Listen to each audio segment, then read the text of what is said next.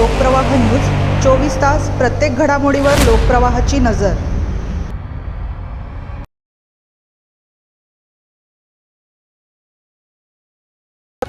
Sarda circle ते चौक मंडई परिसर अतिक्रमणमुक्त, 30 ते 40 बांधकामांवर कारवाई।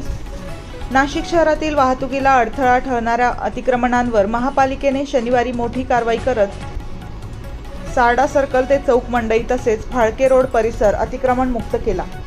मनपा आयुक्त मनीषा खत्री यांच्या आदेशानुसार राबवण्यात आलेल्या मोहिमेत सुमारे 30 ते 40 अनधिकृत बांधकामे आणि टपऱ्या हटवण्यात आल्या।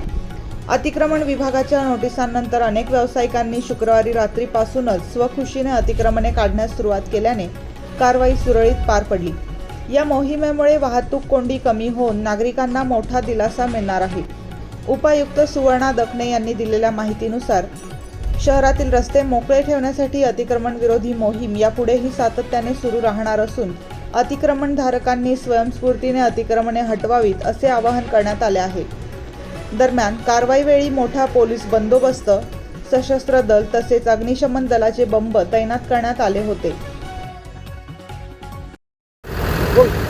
नाशिक महानगरपालिका हद्दीतील सर्वे क्रमांक 3800 या ठिकाणची अतिक्रमण निष्कासनाची मोहीम आज नाशिक महापालिकेमार्फत राबवली जात आहे।